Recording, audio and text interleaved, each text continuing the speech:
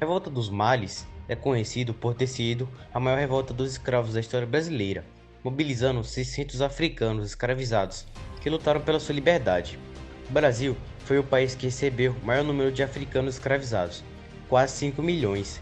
Isso significa que ao longo dos séculos a resistência contra a escravidão manifestou-se de diversas maneiras, e locais como o Quilombo dos Palmares foram transformados em um dos grandes símbolos da luta. As revoltas dos escravos também foram uma das formas de resistência extremamente comuns e aconteciam em todo o país. Poderiam ser violentas e resultarem na morte de senhores de escravos e suas famílias, e muitas procuravam a subversão da ordem. Quanto mais escravos presentes em uma região, maiores as chances das revoltas acontecerem.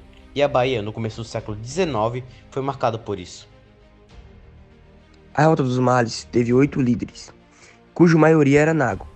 Seus nomes eram Arruna, Pacífico Licutã, Sulé ou Nicobé, Dassalu ou Damalu, Gustá, Manuel Calafete, Luiz Sanim e Elesbão do Carmo ou Dandará.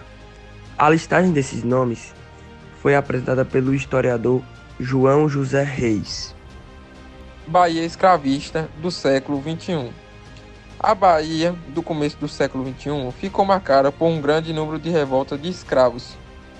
A Bahia também foi um dos estados que mais recebeu africanos escravizados pelo tráfico negreiro. Os dois principais grupos eram os Nagos e Urubás e os Haussas. A quantidade de revoltas de escravos está diretamente relacionada com o alto número de escravos naquela província. Esse levante foi descoberto antes de ser iniciado, e sua descoberta aconteceu no mês de maio de 1807. Os escravos que se organizavam tinham em seus planos realização e ataques contra igrejas católicas e suas imagens, que queriam instalar a autoridade muçulmana no poder de Salvador. Depois planejaram conquistar outros locais do Nordeste. Inúmeras revoltas aconteceram nos anos seguintes, mas a história da resistência e das revoltas escravas ficou marcada pela Revolta dos Males, que aconteceu em Salvador, em 1835, e mobilizou 600 escravos em busca de sua liberdade. O temor causado pela essa insurreição ficou gravado no imaginário dos senhores que tinham uma nova ação desse tipo, e eles temiam que acontecesse isso no Brasil. A Revolta dos Males aconteceu em Salvador e passou-se na madrugada do dia 25 de janeiro de 1835. Naquela época, essa capital era uma das principais cidades escravagistas do Brasil. Possuía apenas 22% da sua população, formada por brancos livres. Os escravos africanos e seus descendentes eram 40% da população total da cidade, que na época era de 65 mil habitantes. Foi nesse cenário que se deu a maior revolta dos escravos do Brasil.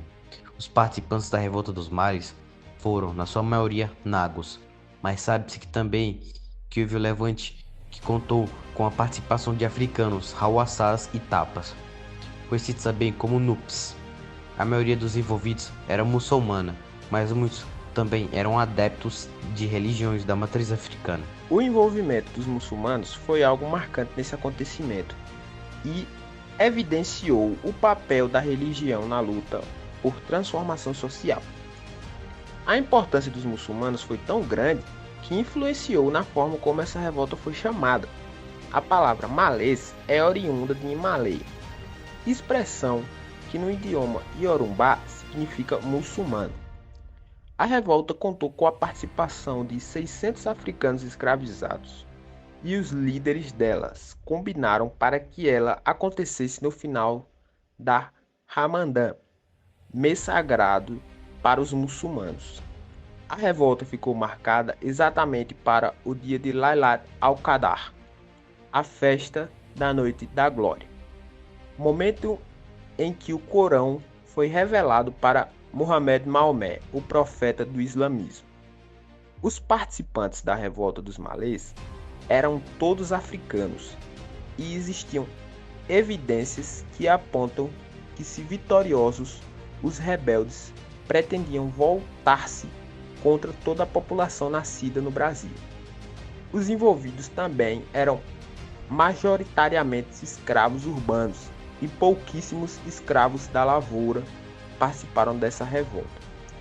Os poucos escravos da lavoura que participaram eram do recôncavo baiano, arredores de Salvador, Bahia. As punições contra os envolvidos foram severas e alcançaram até os libertos, que não se envolveram com a dita revolta. Os punidos sofreram com a prisão, o açoite, a deportação e a execução.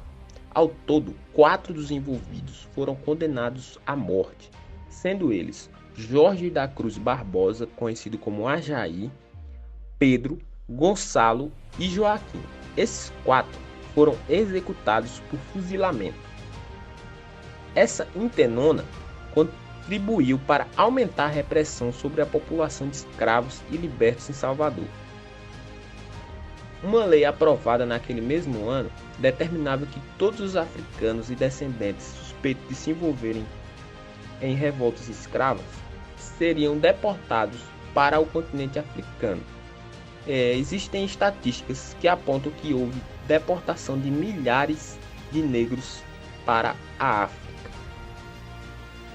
Essa rigidez acontecia porque os escravocratas temiam que uma rebelião de escravos nos moldes da Revolução Haitiana acontecesse no Brasil. Conforme pontuou João José Reis, o Haiti penetrou como um pesadelo as casas senhoriais, os palácios governamentais e mesmo os clubes rebeldes brancos. A revolta dos Males eclodiu abruptamente na madrugada do dia 25 de janeiro, porque a trama havia sido denunciada e todo o planejamento ruiu-se quando isso aconteceu. A revolta tinha sido planejada pelos escravos urbanos que se aproveitavam da maior liberdade de locomoção que possuíam em relação aos escravos que trabalhavam na lavoura. Como mencionado, a revolta teve um forte envolvimento com o islamismo, e isso ficou perceptível porque os africanos que se rebelaram estavam usando um abadá branco, traje típico dos muçulmanos. Além disso, muitos deles usavam amuletos com passagens do Corão escritas em árabe. Eles acreditavam que esses amuletos protegeriam seus corpos. Os combates espalharam-se por horas a fios pelas ruas de Salvador e resultaram na morte de 70 dos africanos, envolvidos em 9 mortes nas forças que lutavam contra os rebeldes. A última batalha deu-se em um local de Salvador chamado Água de Meninos. Muitos dos africanos, encurralados, procuraram fugir pelo mar e acabaram afogados. A revolta dos Males, portanto, fracassou.